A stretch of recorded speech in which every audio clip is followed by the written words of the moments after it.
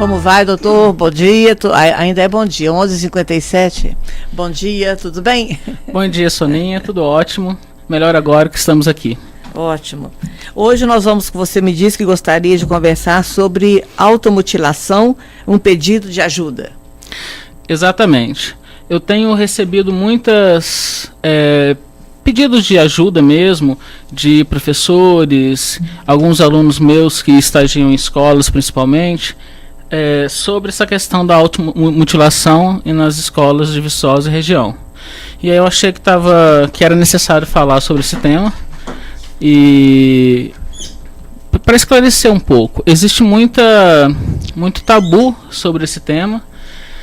Primeiro, que as pessoas não gostam muito de falar sobre isso, e segundo, porque é entendido como algo de uma forma bastante pejorativa, como se fosse quase uma forma de manipular as pessoas, né? O famoso quer chamar a atenção como se fosse algo negativo. Como se fosse algo de pouca importância. E na verdade a automutilação é um fenômeno bastante, infelizmente, cada dia mais comum entre as nossas crianças e adolescentes, e é antigo, né? O que é a automutilação? Para a gente começar, é o ato da pessoa se machucar, causar algum dano físico sem intenção de causar a morte. Pessoas que se automutilam, nem todas elas vão tentar ou pensar em suicídio, mas algumas vão. Uma porcentagem alta chega a tentar o suicídio, em torno de uns 20% dessas pessoas. Mas a automutilação não tem essa intenção. Normalmente a pessoa se corta nos braços. É o mais comum da gente ver. Braços, pernas. E algumas outras se arranham até sangrar ou se queimam. Mas o mais comum são os cortes mesmo. O motivo dessa automutilação geralmente está em duas coisas. Uma, a principal delas, por mais estranho que possa nos parecer a quem não convive ou não tem esse comportamento, é uma forma de se livrar de uma dor. Só que é uma dor emocional. E em algum momento a pessoa percebe que se ela se machucar, ela é como se ela estivesse liberando a dor emocional que ela está vivenciando. Às vezes isso acontece por acaso. A pessoa se machuca e aquilo lhe gera algum tipo de alívio e aí ela passa a repetir esse ato. E se transforma num ato compulsivo. Então sempre que algo acontece, sempre não, né? Mas aí quando algo acontece que deixa a pessoa mais triste, mais deprimida, com mais raiva, ela vai e comete esse ato de automutilação, né? Ela se machuca. E é um comportamento muito associado à depressão. Então quando a gente fala aí que a pessoa está querendo se livrar de uma dor, é porque ou ela não consegue se expressar, ou ela não tem para quem se expressar. Então normalmente são pessoas que estão dentro de um contexto no qual ela não é escutada, ela não tem voz para os sentimentos dela, ou porque as pessoas não escutam, ou porque as pessoas não compreendem o que ela está vivenciando, ou porque as pessoas estão ocupadas também com o seu próprio sofrimento. Às vezes um contexto familiar no qual a família está desestruturada, essa pessoa que comete a automutilação, ela pode não encontrar apoio, até porque as outras pessoas também estão em sofrimento, né? Então é um acúmulo, né? De problemas. Exatamente. A pessoa não consegue se expressar de outras formas, ela acaba se expressando desta forma. E aí vira quase que um comportamento de um vício. Muito difícil de parar, dificilmente consegue parar sem ajuda, sem apoio, né, sem suporte familiar, de amigos. Em caso de jovens e adolescentes, a escola é muito importante nisso, para que o jovem se sinta acolhido também, e o acompanhamento médico e psicológico. É também uma forma de pedir socorro, Soninha. Mas não nesse sentido de chamar a atenção como uma forma de fazer uma chantagemzinha emocional, não é isso? Ao contrário, é coisa muito grave. Assim, exatamente. Né? É um pedido de socorro porque a pessoa está externalizando aí a sua dor. Ela não consegue fazer isso de forma verbal, ela não consegue expressar isso, e ela expressa então dessa forma física, bastante dramática, né, claro, e é uma forma de pedir socorro, de chamar a atenção nesse sentido. É como dizer, olha como eu estou sofrendo, olha, eu preciso de ajuda, e não nesse sentido coloquial que a gente costuma entender, como se fosse algo que a pessoa está ali meio que de brincadeira, atenção. Isso, como se fosse simplesmente uma pessoa mimada. E a reação, então, dos pais e dos responsáveis, né, por essa criança, qual deve ser, assim que viu, sentiu o primeiro sinal? Acolhimento. Nunca brigar, bater ou culpabilizar a pessoa. A posição tem que ser de acolhimento. É uma pessoa em sofrimento, é uma pessoa que precisa de ajuda, e o ato de se machucar, o ato de se mutilar, está a expressão dessa necessidade de ajuda. E a criança que faz isso, ela viu alguém fazer, ou é instinto mesmo ela se machucar? Ou ela teve um exemplo, um modelo a ser seguido, assim? Normalmente é um instinto quando surge assim. Às vezes acontece até por acaso. Mas a automutilação ela gera uma espécie de contágio. É muito interessante você perguntar isso. Quando alguém começa a se automutilar, no contexto escolar, por exemplo, outras crianças começam a apresentar esse sintoma, né? Existe um contágio desse comportamento. Por isso também ele é bastante grave. Lá, Cláudia, tá vendo? Porque as crianças começam a imitar umas às outras, e isso vai se alastrando pela escola, pelo grupo social, de uma forma geral. Costumamos ver, às vezes, grupos de amigos inteiros cometendo a automutilação, né? Porque eles começam a se expressar desta forma também. E o que a psicologia orienta nesses casos, doutor Edmar? Primeiro, entender que a pessoa que está se automutilando, ela está pedindo ajuda e não fazendo manha, mimo, procurando ser mimada. Não é isso. Ela precisa de apoio, ela precisa ser escutada naquilo que a faz sofrer. Isso não acontece em uma conversa. Então ela precisa sentir que os adultos próximos estão dispostos a escutar aquilo que a incomoda, estão dispostos a escutar os seus sentimentos e oferecer o apoio necessário.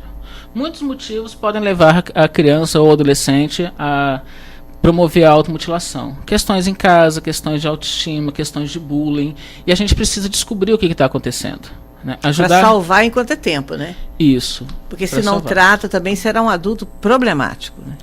Sim, é uma pessoa, é um jovem de intenso sofrimento. Um transtorno qualquer ele vai ter. No mínimo, um quadro depressivo, podendo ser problemas mais graves, mas no mínimo um quadro depressivo.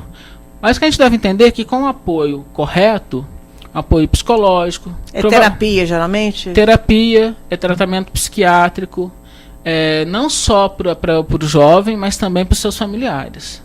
É importantíssimo que os familiares também passem por um processo de orientação para compreender e saber lidar com esse jovem. Muitas vezes é necessário mudar hábitos familiares, hábitos que sejam mais, como a gente costuma dizer em psicologia, suportivos, dando mais suporte emocional para a pessoa. Então, conviver mais, o hábito de se conversar mais, de fazer coisas juntos, de se escutarem, né? E os pais também precisam aprender a se abrir com os filhos, uma relação realmente mais próxima, afetuosa e calorosa. Os pais não precisam deixar de ser pais, não é isso. Vão continuar sendo pais, vão estabelecer regras, limites, tudo isso. Mas ter uma posição de maior compreensão, de mais afetividade com relação aos filhos, né? E com isso, aos poucos, a criança consegue lidar, e o adolescente consegue lidar com essa situação. Então tem cura? Tem. Não é porque a pessoa passou por um quadro de automutilação que ela vai viver assim o resto da vida. A gente sabe, Soninha, que os casos... quem já teve depressão tem uma maior chance de ter outro episódio do que quem nunca teve. Então a pessoa, ela não só vai ter que lidar com aquela situação momentânea, mas ela vai ter que aprender a levar a sua vida de uma outra forma. Por isso a psicoterapia ela é muito importante, que ela vai ajudar a pessoa a se reconstruir, e a família também. Algo ali não funcionou bem para essa pessoa. E provavelmente está no seu contexto familiar e social. E ela vai precisar de aprender a lidar melhor com isso. E em alguns casos vão ter que ocorrer mudanças. Quais mudanças? Isso a gente teria que ver caso a caso.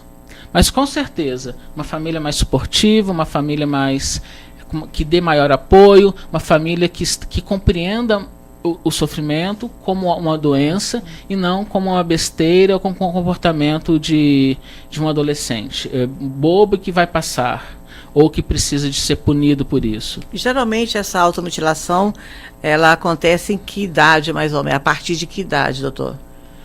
Crianças já no final da infância já começam já costumam apresentar esse comportamento. São muito jovens, né, que podem começar. E você me disse que está tendo demanda nesse sentido no seu consultório. Surgem demandas, as pessoas sabem ainda muito mal como lidar com isso. Tem muita vergonha, muito medo, né? Aí as pessoas acabam negando isso. Infelizmente, muita gente acha que isso é bobagem, que isso é coisa de criança, que precisa ser repreendido, né? Não é por aí o caminho. Isso costuma estourar muito na escola, aparecer na escola. A gente precisa ficar muito atento que essas crianças essas pessoas tendem a esconder isso. Alguns sinais como isolamento, frases de tristeza, frases ligadas a uma culpabilização de si mesmo, muita culpa, né? A automutilação também é uma forma de se punir por algo que fez de errado ou que acha que fez de errado. E a pessoa começa a usar blusas sempre coberta, evita se mostrar para esconder as marcas, né? Então esses sinais são importantes para a gente identificar essas crianças. Identificando, a gente precisa então dar esse apoio, esse suporte, acolhê-la e encaminhá-la para os profissionais competentes. Nunca tentar lidar com isso de uma forma solitária, né? É importante porque isso é apenas o início de a ponta de uma série de problemas que a pessoa está vivenciando e que ela precisa lidar com eles. É uma terapia, é um tratamento normalmente a longo prazo, em que longo prazo que eu falo é alguns anos, mais ou menos de acordo com cada caso, mas que é extremamente importante. Com isso, a pessoa pode se recuperar, pode ter uma vida normal e feliz, né? Então é nosso dever estar atentos a isso e nos desligarmos dessas ideias preconceituosas, né, que acaba banalizando a situação e acaba agravando o caso dos adolescentes, que às vezes passam anos sem conseguir aí realmente o apoio que precisa, o suporte, a ajuda que precisa, e vai complicando bastante a vida, se tornando uma pessoa cada vez mais infeliz e agravando os seus problemas. Ao passo que poderia ter resolvido tudo antes, né? Para não agravar mais. Exatamente. Por que eu falo que a família é muito importante? Porque a gente ainda tem, Soninha, muita dificuldade de lidar com a doença mental. A gente acha que meia dúzia de palavras positivas, meia dúzia de conselhos, que a pessoa está sem Deus no coração, que a pessoa, enfim, coisas desse tipo são comentários que a gente usa, que é preguiça, que ela poderia fazer, né? E as pessoas que estão no sofrimento mental, elas acabam ficando pior com esse tipo de comentário, com esse tipo de postura, porque uma das coisas principais no caso da depressão é justamente a pessoa estar com uma avaliação muito ruim de si mesma. Ela já acha que ela faz um monte de coisa errada, ela já se culpa por fazer as pessoas sofrerem, né? E aí é importante que a família esteja junto para aprender a entender tudo isso e aprender a lidar de uma outra forma, dando o suporte necessário. Aí não estamos falando em passar a mão na cabeça, não. Estamos falando de entender. Apoiar, né? Apoio. Entender apoiar que é algo que a pessoa não consegue mudar de uma hora para outra, que não é simplesmente eu não quero mais e tô bem, e que isso demora um processo que é necessário, que demorou para se tornar algo real, palpável, e que também demora um tempo para que a pessoa consiga modificar isso e voltar a ter uma vida mais saudável e feliz. Doutor Então, Nelimar, já falar. ia te agradecer, porque o nosso tempo está esgotando e hoje nós estamos aqui apertados. Aí eu gostaria que você falasse do evento, né, que você... Sim. Pensando nisso, na necessidade de orientar as famílias de pessoas com depressão, nós estamos montando uma palestra lá no Instituto de Psicologia, Nelimar Ribeiro, de quarta-feira que vem, se não me engano, dia 23. É quarta-feira, às 19 horas. O foco é para familiares. Então, se você tem um familiar ou um amigo, né, uma pessoa próxima que se encontra num quadro depressivo, vai lá, eu convido vocês a participarem da palestra e aprender um pouco mais sobre a depressão e como lidar com essa pessoa. Temos um valor que é simbólico, de R$10 pela inscrição.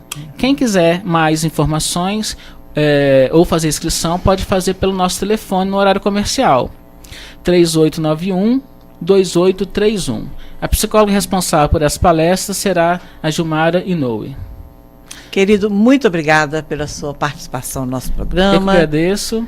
Vai com Deus. Bom dia e boa semana para todos. Até sábado que vem, né? Até sábado que vem. Tudo de bom, doutor. Vai com Deus. São 12 horas e 13 minutos. Conversamos com o psicólogo cognitivo comportamental Nelimar Ribeiro de Castro, doutor em avaliação psicológica e do Instituto de Psicologia Nelimar Ribeiro e também professor do curso de psicologia da Univiçosa.